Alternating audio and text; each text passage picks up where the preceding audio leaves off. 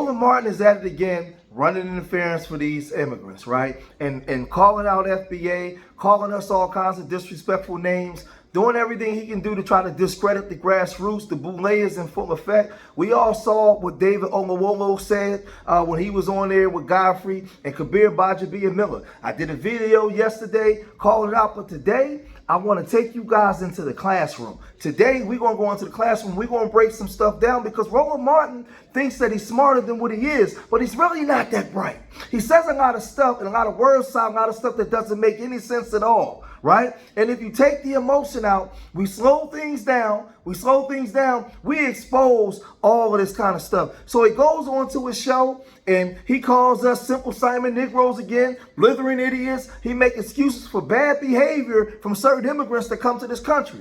And remember, they only want it one way, right? Pan-Africanism only serves them, not us, because we have to give up and share everything. And if we have any opinion about something, we're the ones that's wrong. We're the ones that's out of order, right? This is the way that they operate, right? They make excuses for everything that they do. Y'all don't believe me? Let's get off into this foolishness. David Oyelowo has apologized for comments he made on a podcast as it related to being a black actor, and he was talking about this whole back and forth over the issue of the whole issue of, first of all, black actors and British actors, and it was just all this sort of nonsense back and forth. And this has been a raging debate. You know, folks, of course, were talking about this skit that Drewski did, talking about the same thing. And first of all, and again, it's nothing new. This is not new. What you're seeing here, this actual debate, is not the first time we've seen it. Because I'm going to show you a clip to explain that. And so let's pull up let me see here. This is what David posted.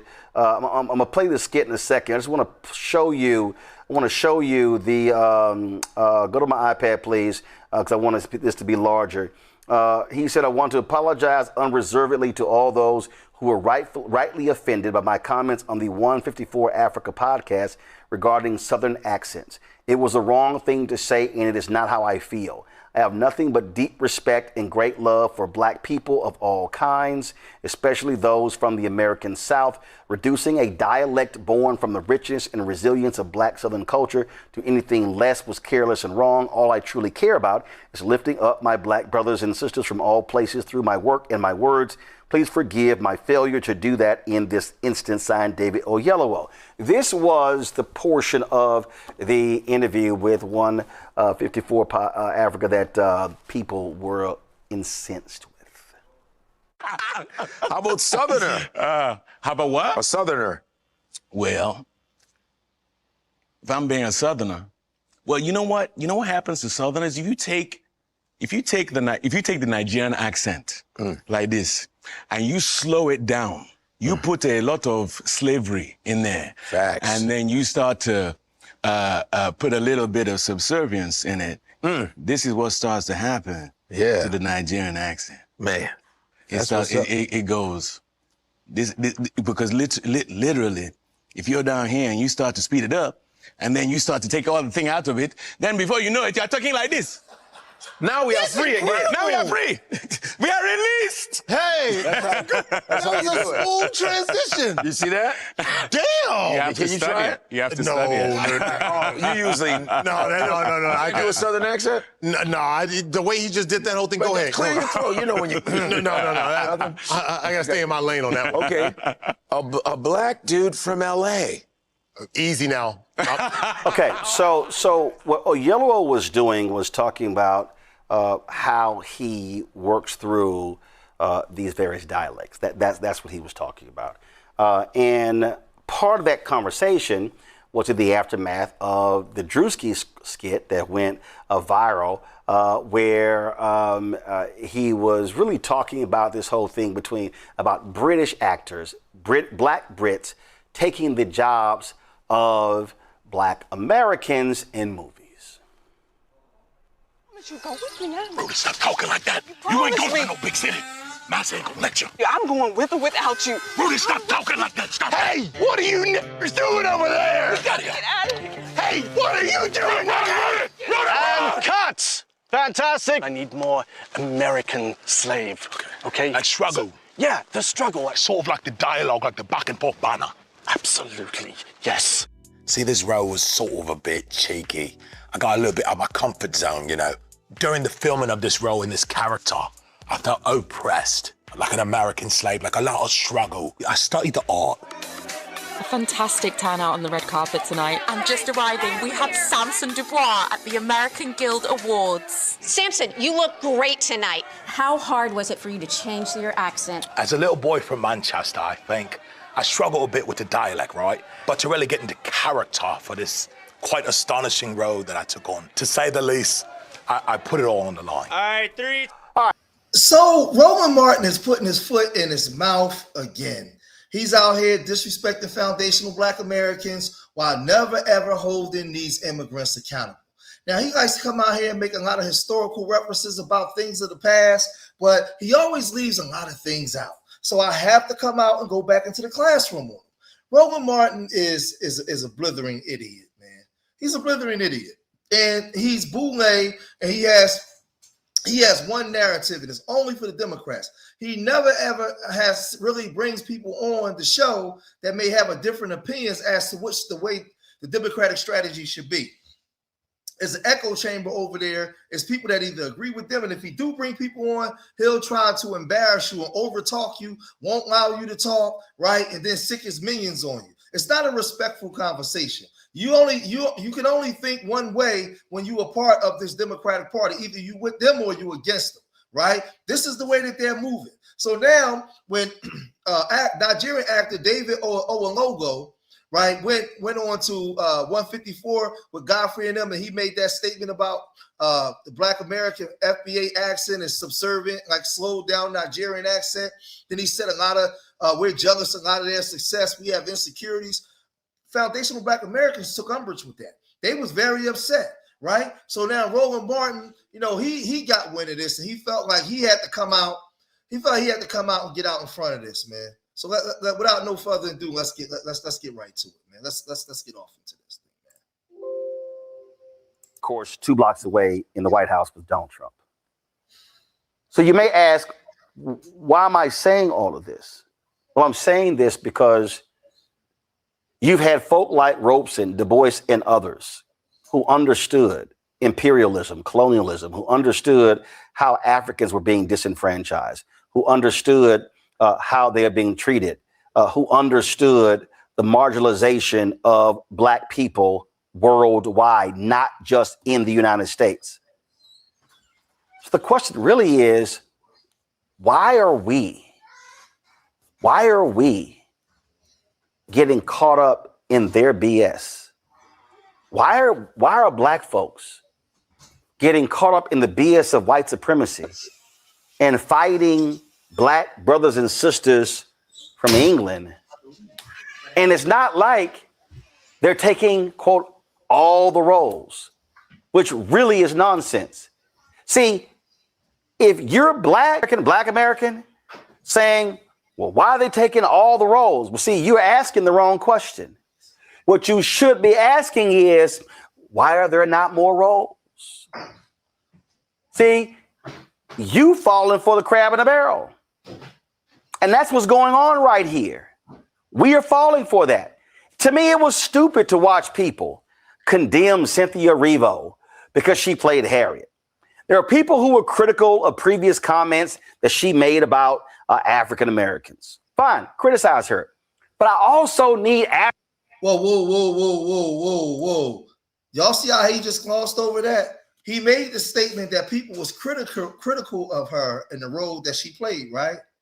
But he glossed over why we was critical and then went right back into criticizing us. Now, I want y'all to listen very well about what these Boule people do in their agenda.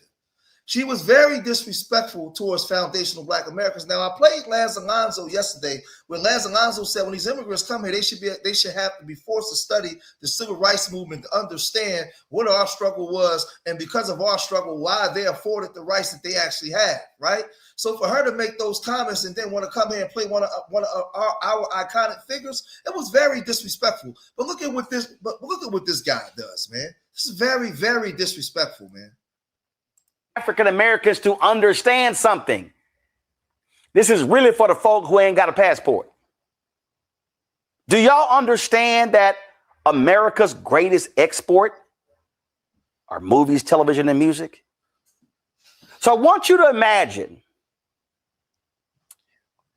20s, 30s, 40s, 50s, 60s, 70s, 80s, 90s, 2000, 2010, 2020. American movies being shown across the world. What do you think the representation of black people was and is? Do you understand that Django Unchained really was the movie that taught Hollywood that a, quote, black film could work overseas? This is the thing. None of this stuff, this crap that he's talking has anything to do with what we're talking about. None of it. Absolutely none of it. Even though 2/3 of the world are people of color? Do you understand that the Chiwetel Ejiofor movie, 12 Years a Slave, which was about an American slave, they literally changed the poster over.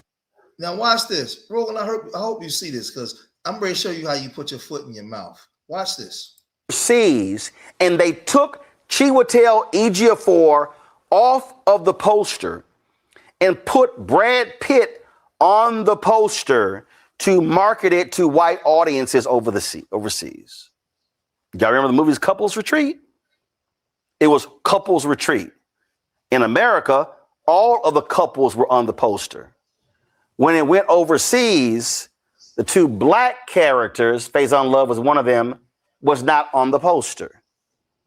That's the game that Hollywood has played. So what we have to recognize is that when black Brits or Africans or Caribbeans or black people from other countries, when they come to the United States and have a perception of who we are, that is also based upon what has been fed to them. Whoa. Hold on for a second. Hold on. See, what he just did, he can run that on by the slow people that whose comprehension is low. What this man just expressed was the racism is so heavy. I want everybody to listen. Everybody come gather and listen to Uncle George for a minute. Because we don't deal with emotion. We shut up, we shut everything down, and we listen with our ears, right? He just explained how racist it is over there, and it's hard to get black movies off. So they have to take our faces off and put Brad Pitt in there. They have to take the black families, the black images off because over there, they're not going to watch it. It's not going to be a hit. So now if you're living there as a black person, you understand the level of racism that goes on there because you're such a minority. You know how racist they are. So you already come to America understanding W folks and their racism. What he's saying is he's saying that these movies are hard to get off, right? And then finally we had a movie that Django Unchained was a big hit. Yes, it was a big hit, right? Because it was talking about black people being slaves, right? And yeah, okay, he kicks them behind, right?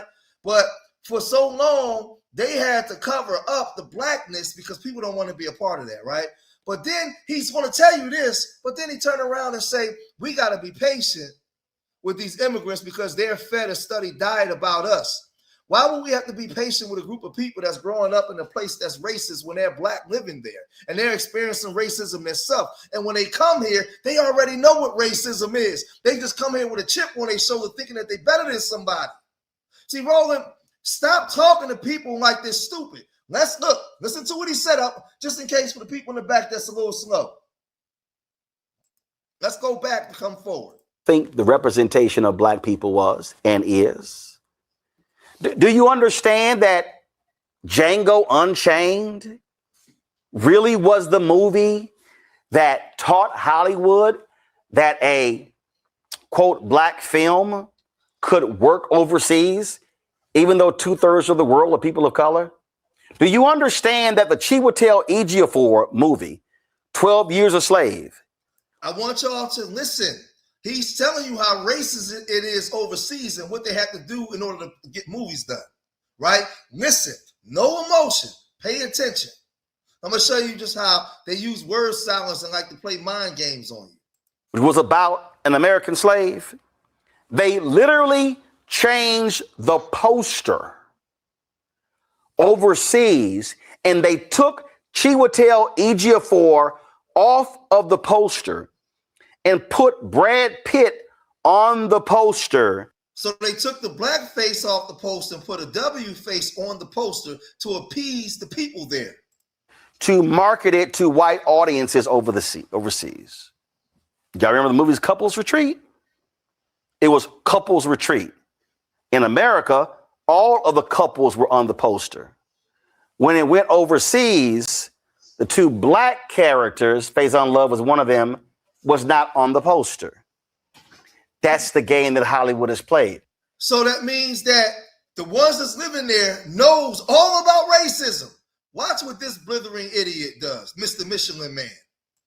So what we have to recognize is that when black Brits or Africans or Caribbeans or black people from other countries, when they come to the United States and have a perception of who we are, that is also based upon what has been fed to them for decades from white America.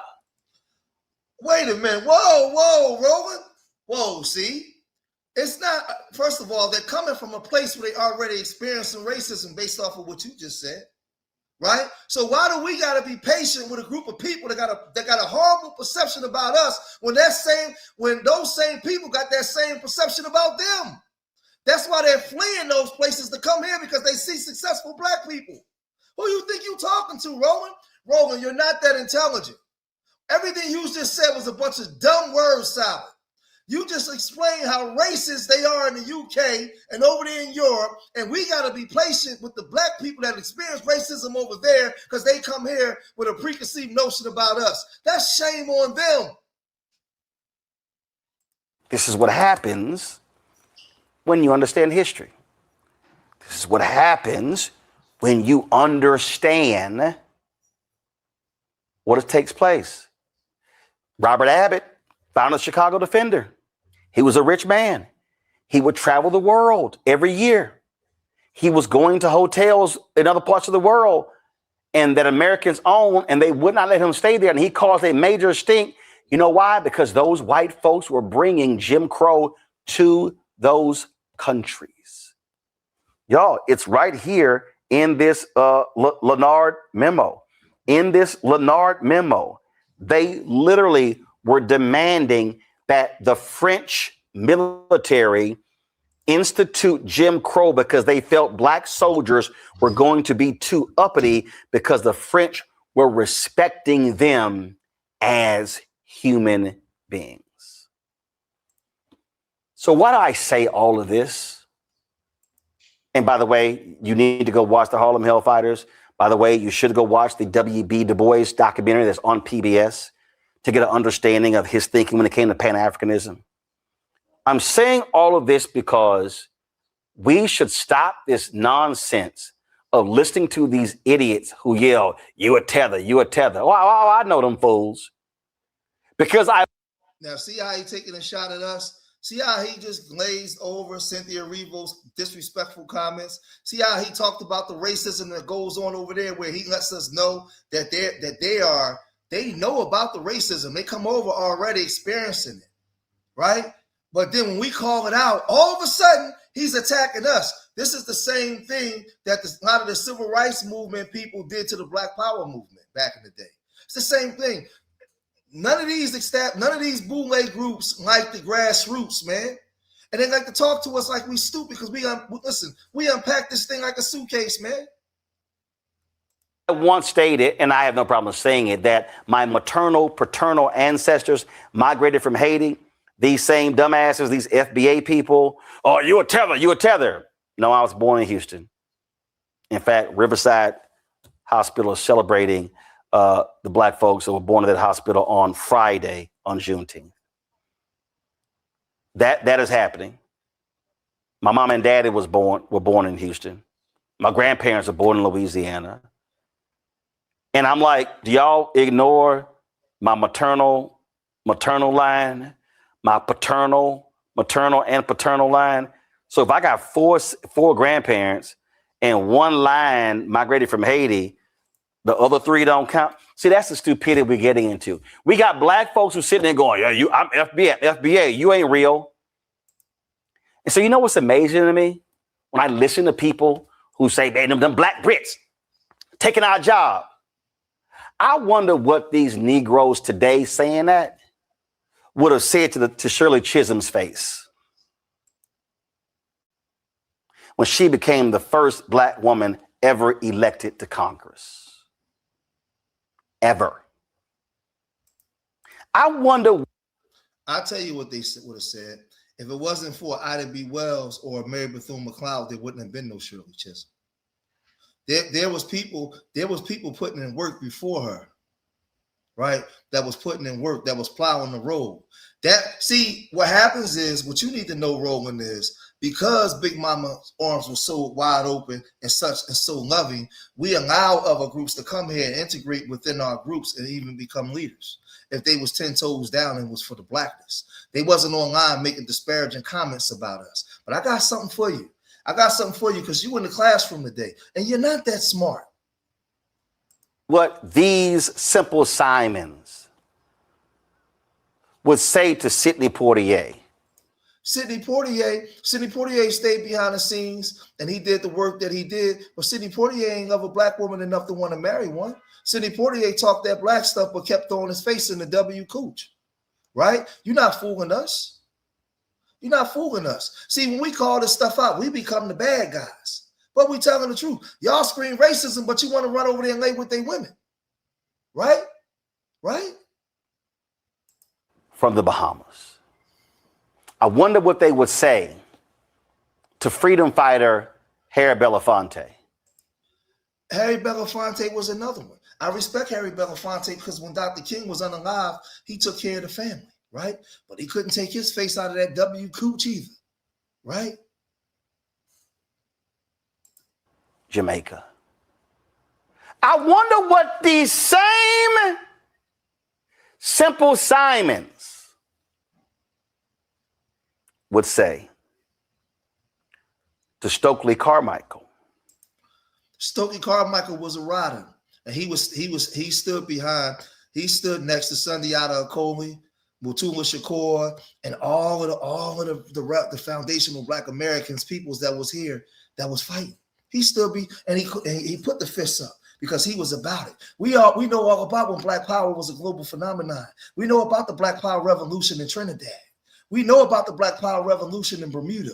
We know about the Black Power Revolution with Darcus Howe over in London. We know about the Black Power Revolution in Canada. And also, we know about the Black Power Revolution in Guyana with Walter Rodney. We know about the Black Power Revolution in Australia. You're not that smart. You're not that smart. And you calling us Simple Simon Negroes. These was a different type of Negroes. These was a different type of Black people. They understood what the fight was about. They understood what the fight was about. And when they came here, they joined forces with us. But I still got you. I'm your Huckleberry today because you ain't that smart. Also known as Kwame Ture. Where are his folks from? If I'm correct, Barbados. Y'all, we can find a whole line of Black people who were fighting for freedom who were not born here. So does that mean that we got to share everything? So you telling me Pan-Africanism is one way? If you're talking about things are racist and things are scarce, we're not going to their country where they have to share. Everybody's coming here and we have to share everything with everybody. And we're not allowed to have a voice. If we do, we're a problem, right? It's only one way. Nigerians, everybody could come here and jump into our pool, and we got to share the pool with everybody. This is why people saying we don't have a culture, because of what you're saying, fool. Nobody else has to do that. We're the ones that's expected to do all the heavy lifting and all the sharing. And if we say one thing, then we're a problem. Colin Powell, mom and daddy immigrants. Eric Holder, mom and daddy immigrants. Y'all, we can do this all day. Bro, we can go all day. Listen, we can go all day about foundational black Americans. For everyone you name, I can name 1,000 that's been put in the work, right? That's been put in the work. We can go all day if that's what you want to do. But see, this is what I'm saying when you're dealing with these buffoons, man. You're dealing with these buffoons, and you know the thing is, I don't want to put foundational black Americans up to those other icons, right? Because a lot of them wasn't tethers, right? They wasn't tethers. But let's just listen to some more because I got something for y'all. So this to me is a stupid ass conversation about who's taking jobs.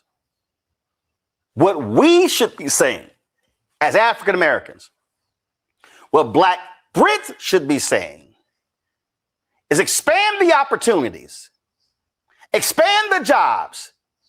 Don't limit us to a few roles.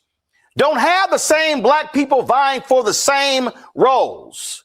That's what we should be saying.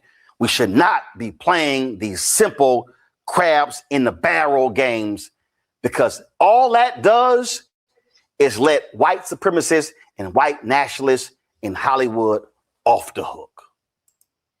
No, you let them off the hook when everybody's fleeing their country and running here. And then W supremacy is using them as buffers against us. And we call this out. We become the bad guys instead of them saying, you know what? It's not all of us, but I understand what foundational black Americans are saying. It is a lot of us. They come in here because he even admitted they've been conditioned, their perception, the way they've been conditioned to view us. This blithering idiot said it. I'm just saying. He said it. But then at the same time, want to turn around and condemn us. But I'm going to show y'all something. I got something for you. I got something for y'all. Hold on for a second. Yeah, let's go here. I got something for y'all, man. I did this about 4 months ago when I had to break this down. Hold on for a second. Hold on. I had to break this down and explain to you guys A. Philip Randolph and his position. Hold on for a second. A. Philip Randolph and his position on immigration and how it was hurting us 100 years ago. See, this is the thing. He's not going to mention people like Henry Highland Garnett. He's not going to mention people like A. Philip Randolph and them. See, he's gonna talk all the stuff that he talked, but he talks as if we're stupid, as if we don't do research, as me as a black man, I don't know my story. I don't love my people enough to study the story of our people, to study the struggle of our people. That's not true, Roland. Roland, me and you had a conversation, but when me and you had that hour conversation, I was flanked by the mayor, the U.S. senator. I was flanked by the mayor, the senator, right? The governor was there, right? And because I'm cool with the mayor and the DA of Philadelphia, they allowed me to sit down and have a conversation with you, Roland Poley. But I had to be respectful. I had to stay within the confines of I just had to stay. I had to stay cool because I had a lot of people that I respect, a lot of people that actually help urban nerds that respected me enough and allowed me to have a conversation. I didn't get at you the way I wanted to get at you, but this is the thing, Roland. Let's listen to some of this that I broke down a couple months ago about our ancestors and how they felt about immigrants and immigration. So, A. Philip Randolph. If the perceived contradiction between their restrictionist desires and inclusionist principle led civil leaders to silence, not all national black leaders were silent. In August of 1924, A. Philip Randolph articulated the most thoroughgoing oppositions to immigration. Instead of reducing immigration to 2% of the 1890 quota, we favor reducing it to nothing.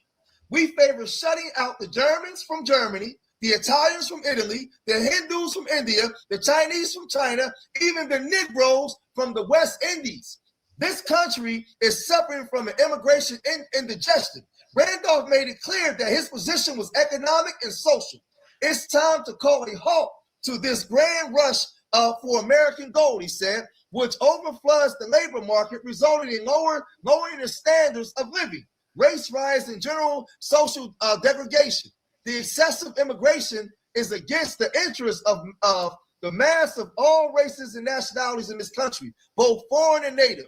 Randolph's restrictionist position may have very well been influenced by the experience of a Southern migrant to New York City amid the large influx of West Indians during the period. Born in 1889 in Jacksonville, Florida, Randolph moved to New York at the moment that the West Indians, as well as African Americans, were arriving in the city in large numbers. In 1930, over 50,000 foreign blacks lived in New York. As Du Bois' second reason for silence reveals, many African Americans were hostile towards West Indians. Certainly, Randolph also could be harsh on West Indians, yet his basis of criticism, listen, y'all, his basis of criticism of West Indians lay in their political shortcomings, not their economic competition. And he said their political shortcomings. Don't that sound familiar? Roland, how come you never talk about A. Philip Randolph, Roland? I'm asking for a friend. He told me to ask you, how come you never talk about A. Philip Randolph? Because you know why? Because you can't disrespect A. Philip Randolph. That's why. Ethnic chauvinism. Now, they was harsh on them because of they went against us politically, and they had ethnic chauvinism towards us, right? For all their talk of resisting oppression, West Indians, Randolph believed, did not take the appropriate steps to organize against discrimination. Most notably, Randolph castigated West Indians for not becoming citizens of the United States. To challenge discrimination, blacks, he held, needed. Basically, what he's saying is they came here and jumped right up under the W, man, like they do now. And we call this out. We're called the bad guys. See, I don't come on here just to talk. We go in the classroom and we break it down. Roland, you're not that smart, brother. You're not. Political power, and such power could not be garnered by citizens. It is also elementary that whether one be a citizen or not, he is affected by the legislation of the country where he happens to be residing. He called for black immigrants to follow the example of the Jews and Irish who had become citizens to increase their clout. So watch this. This was over 100. This was almost damn near 100 years ago. So how are we saying what we're saying now any different than what they were saying then when they're using the same playbook? Just revamp for the new matrix that they created. Why are we the problem? When A. Philip Randolph, the black man credited in creating the black middle class with the Pullman Porters, was saying this back then. He was saying this back then, not George Macon. George Macon ain't making up nothing. I'm not making this stuff up. Randolph restrictionism cannot be dismissed as an abbreviation of the post-war years. In the 1930s, he supported legislation to exclude non-Americans from working on railroads as servants. The Pullman Company had often used Asians to weaken the brotherhood of the sleeping car porters union recognition drive. In 1933, Randolph supported legislation introduced by Senator Clarence C. Dill of Washington that forced railroads to hire only American citizens in service positions when engaged in interstate commerce. When asked his opinion on the bill by NAACP Walter White, Randolph endorsed it.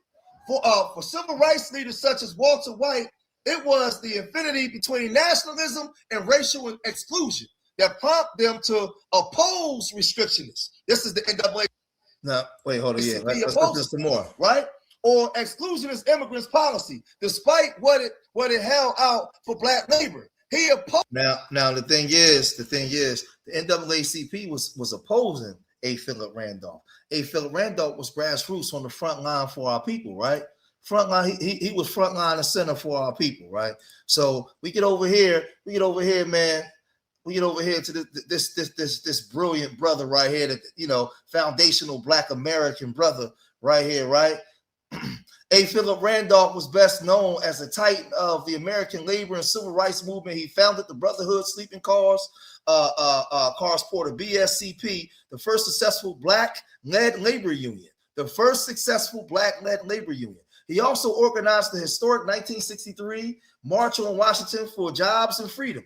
Randolph, a lifelong activism, fundamentally reshaped American labor laws and military equality. Pioneer labor leadership in 1925, Randolph founded the BSCP, which represented predominantly Black Pullman porters. After a grueling 10-year battle, the union successfully won its first contract with the Pullman Company, elevating Black working class interests. He is credited with creating the Black middle class, and Roland Martin wouldn't dare disrespect him. Dare. But guess what? He was anti-immigrant. Let's proceed. Desegregating defense industries in 1941, Roland pressured President Franklin D. Roosevelt to end employment discrimination in wartime industries by threatening a massive march on Washington. His efforts led to Executive Order 8802 and the creation of the Fair Employment Practices. This is A. Philip Randolph. Right? If A. Philip Randolph opened up the doors for a lot of them immigrants to come in and get in positions. FBA, baby! Desegregating the military in 1948 through his league, for the non-civil disobedience against military desegregation, Randolph threatened a draft resistance campaign. This direct action forced President H.S. Truman to issue Executive Order 9981, officially ended racial segregation in U.S. Armed Forces. The 1963 March on Washington, Randolph served as the primary director and chairman of the monumental march, bringing over 200,000 demonstrators to the national Capitol and helping set the stage for the landmark Civil Rights Act. Yes, big brother, our big brother, A. Philip Randolph. So if it wasn't for A. Philip Randolph, you won't have a Shirley Chisholm. You won't listen. People like a Sidney Poitier, a lot of these people that you're mentioning, we already had people in position already that was laying down the groundwork for them to even have a position, right? So when you want to talk this history and you want to infuse the immigrants in, talk about us first and let the people know exactly who we are. And this is why people say that we don't have no history, because they don't know these icons. They don't know who these icons and titans are that we have amongst our own ranks. So people just think that they can just walk in the house and say anything, because you got blithering idiots like Roland Martin that get up here and just say anything, right? He get up here and just say anything. Thoughts from my panel? Derek, you first. You know, Roland, I agree with you on 100%. Most of these people are not that bright, bro. He got all them books back there. He's not going to invoke nothing in them books, man. You know, when you think about those who say, for example, women are not leaders. I mean, we got one, my dear sister that's on the panel with us. I mean, she's doing. That has nothing to do with the conversation. See, and this is what I'm saying. That has nothing to do with the conversation. Women are not leaders. David Oyelowo made some disrespectful comments about foundational Black Americans. It has nothing to do with talking about Black women are not leaders. Again, he got all them books. He has all those books back there, but he can't even stay on topic, bro. To work in Texas, but for those who feed this into our communities, right? And I always respond to them in the manner in which you did. I said, well, have you seen the movie called Woman King? It just came out, what, 3 or 4? What the hell does that got to do with anything? See, this is what I'm saying when they think that you're stupid. This is what I'm saying. So David Oyelowo and a lot of those Africans say a lot of disparaging things about foundational Black Americans. And we're speaking up. Now, for me, I don't do really like tethered content. I'm a 51-year-old grown man. I don't really talk like that. But I'm well aware of what's going on and what they do. That's not everybody. I know that it's not all groups. I know we got some riders, right? But I'm telling the riders, you got to hold them accountable and call them out. The thing is, you come from places where you understand racism. I'm not giving you that. It's not our job to just teach you what racism is. You black in this world, you know what racism is. You experience it from the Asians, the Indians, and all the other groups. So don't come here and act like you don't understand racism. And Roland, you don't get to give them out like that. No, they come in and act like they got some sense and respect the house. Understand that there's black people living here. Understand the story of black folk. Don't come here and just start saying stupid stuff. So now, if you know that there's racism there, and you come in here and our pot is already small, and you're jumping into the pot, of course we're going to say something. Because we ain't going to Nigeria. We ain't going to Brazil. We ain't going to those places to get into y'all pool. So if we say something, all of a sudden we haters. It's not our job to take care of everybody else and allow everybody else to just come in and keep eating off of our pie. When we don't go eat off their pie. We've always opened up our arms. That's why you was able to mention all those immigrants in positions of power, because we opened up our arms and loved on them. That's why. Because that's who the foundational black Americans have always been. But y'all let me know what y'all think, man. If you made it this far in the video, hit that like button, subscribe to Street Media TV, leave your comments in the comment section. And remember, I love y'all. Till the next time. Peace.